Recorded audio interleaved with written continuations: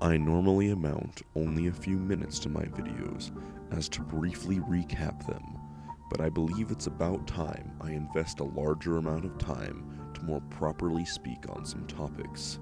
Here's a good starting point. Let's give a historical analysis to the 1970s serial killer David Berkowitz, or what he would be known as Son of Sam. The goal is not to sensationalize David, but to analyze the history surrounding him, hopefully leading to one day being able to understand the workings of the mind to prevent this sort of thing from happening ever again. But let's begin. On June 1st, 1953, in Brooklyn, New York, a Richard David Falco was born by parents Elizabeth and Joseph Kleinman. But very quickly, Richard was given up for adoption. Reasons as to why are unknown, but a new family in Pearl and Nathan Berkowitz adopted the boy, his name and surname becoming David Richard Berkowitz.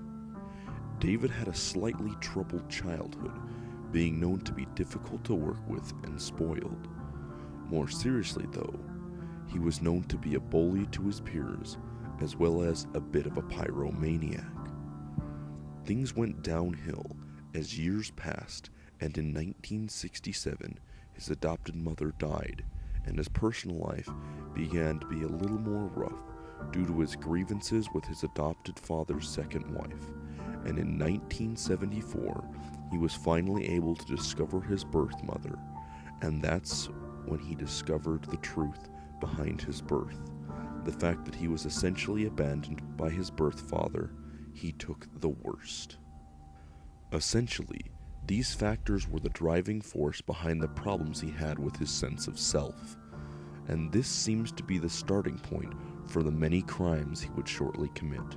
The first one, initially, he was not suspected of at all, but later convicted of, taking place on December 24th of 1975, where he approached and stabbed Michelle Foreman with a hunting knife, as well as doing the same to allegedly another in the same day. While Michelle's injuries were serious enough to send her to the hospital, she would survive the attack, and David escaped, relocating to Yonkers, New York. It was a few months before David would do anything aggressive or violent, but on July 29th, 1976, he orchestrated his next attack, approaching Donna Luria and Jody Valenti, two young women in the latter's Oldsmobile, where David produced a .44 caliber pistol and fired 3 bullets, injuring Jody but killing Donna.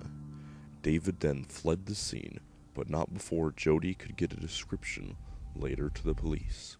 An investigation was started, but no possible motive was found, and by October, another incident took place.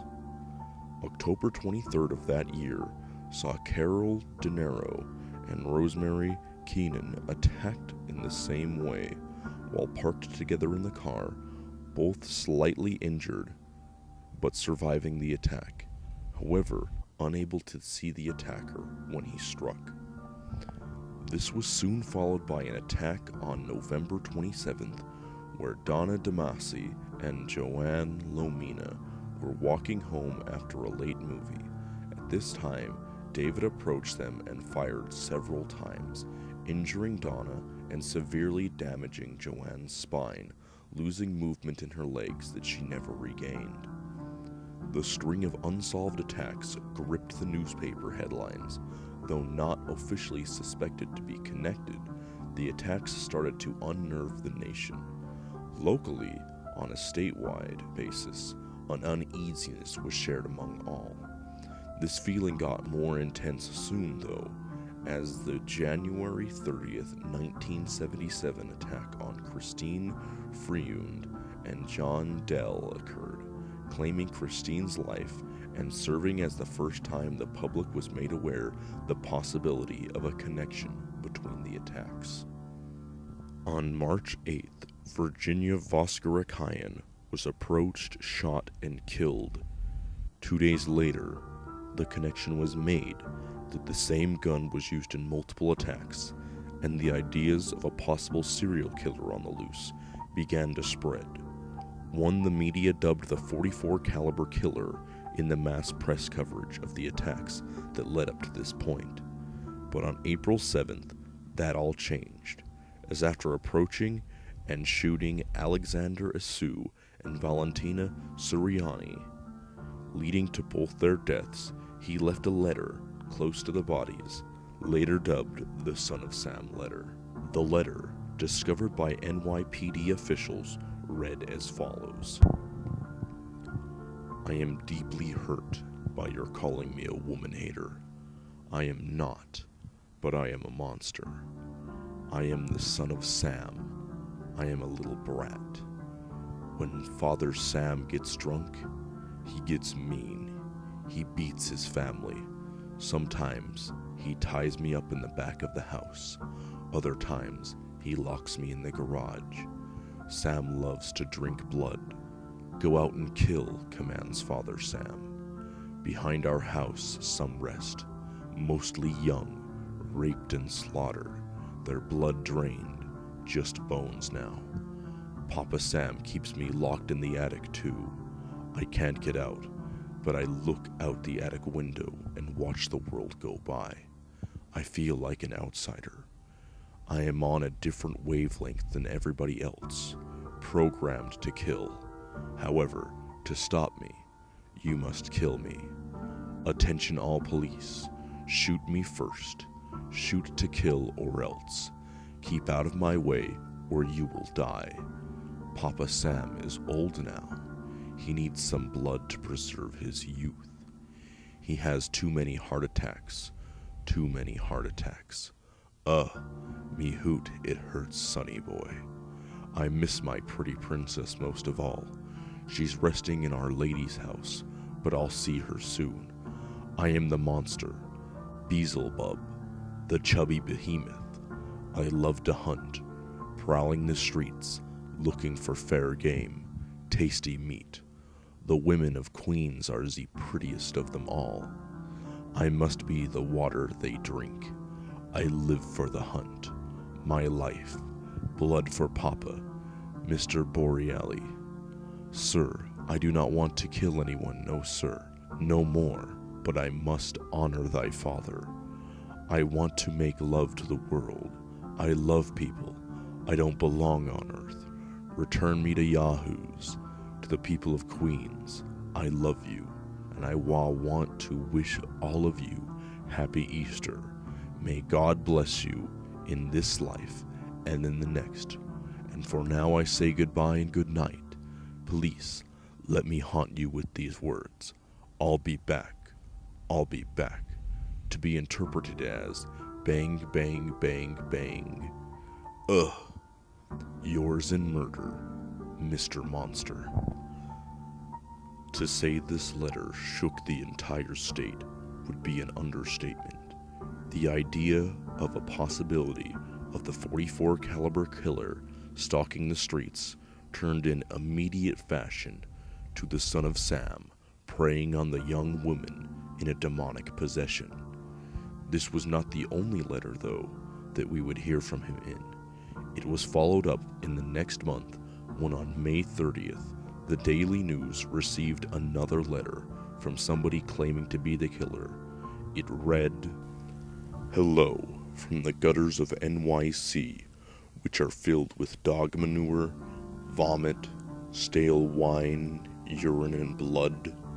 Hello from the sewers of NYC, which swallow up these delicacies when they are washed away by the sweeper trucks. Hello from the cracks in the sidewalks of NYC, and from the ants that dwell in these cracks and feed in the dried blood of the dead that has settled onto these cracks. JB, I'm just dropping you a line to let you know that I appreciate your interest in those recent and horrendous .44 caliber killings. I also want to tell you that I read your column daily and find it quite informative. Tell me, Jim, what will you have for July 29th? You can forget about me, if you like, because I don't care for publicity. However, you must not forget Donna Luria, and you cannot let the people forget her either. She was a very, very sweet girl, but Sam's a thirsty lad, and he won't let me stop killing until he gets his fill of blood. Mr. Breslin, sir, don't think that because you haven't heard from me for a while that I went to sleep. No, rather, I am still here, like a spirit roaming the night, thirsty, hungry, seldom stopping to rest, anxious to please Sam. I love my work. Now the void has been filled. Perhaps we shall meet face to face someday, or perhaps I will be blown away by the cops with smoking 38s. Whatever. If I shall be fortunate enough to meet you, I will tell you all about Sam if you would like. And I will introduce you to him. His name is Sam the Terrible. Not knowing what the future holds, I shall say farewell. And I will see you at the next job. Or should I say, you will see my handiwork at the next job. Remember Miss Luria. Thank you. In their blood and from the gutter, Sam's creation, 44. Here are some names to help you along. Forward them to the inspector for use by the NCIC. The Duke of Death, the Wicked King Wicker, the 22 Disciples of Hell, John Wheaties, rapist and suffocator of young girls. P.S. Please inform all the detectives working on the slaying to remain. P.S. J.B. Please inform all the detectives working on the case that I wish them the best of luck. Keep 'em digging. Drive on. Think positive. Get off your butts. Knock in coffins, etc. Upon my capture, I promise to buy all the guys working on a case a new pair of shoes if I can get up the money. Son of Sam. The letter, published by the New York Daily News, put the city and country for that matter on high alert. But on June 26th, Saul Lupo and Judy Placida were attacked in the dead of night, and while they both survived, it seemed the monster had disappeared into the darkness, waiting till 2 days after the anniversary of the initial attack to strike again. However, this time things would be different. On July 31st, Stacy Berkowitz and Robert Vidante were sitting in their car when a man approached and fired 4 times into the car. Stacy succumbed to her wounds in the hospital, and Robert lost most of his vision. But this time, there was multiple witnesses for this attack. Multiple reports came in of a man fleeing the scene. David was running his luck a little too thin, and on August 10th, 1977, he was apprehended and his weapons seized.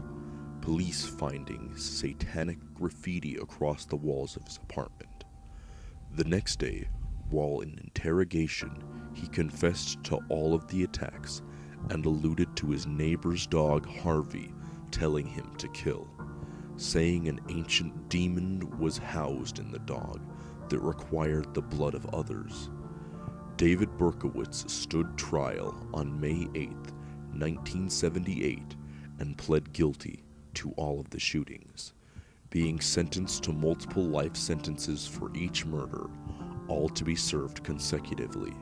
David would later retract his claims of possession and became a born-again Christian while in prison, understanding and accepting his crimes and punishment for them, living out the rest of his days in prison, closing the doors on this year-long reign of terror that gripped the state of New York as well as the nation. The way the attacks gripped the nation was unbelievable and paved the road for new laws to come into place in order to prevent this kind of terror spreading across the towns and cities from ever happening again. Whether you call him Richard, David, Son of Sam, or anything else, it's hard to deny his impact on history was substantial, and hopefully, in the long run, This can be used as an example of how to better handle these situations. Thank you so much for watching and making it all the way to the end, and I hope you enjoyed this historical analysis of David Berkowitz. This longer format has been something I've wanted to try for a while now. I'm not sure if I'm going to run with it. That really depends on how this is received. Also, don't worry, this isn't the end of the short timing videos, just purely an experiment for the future. Thanks again for watching, leave a suggestion if you would like, and have a good night.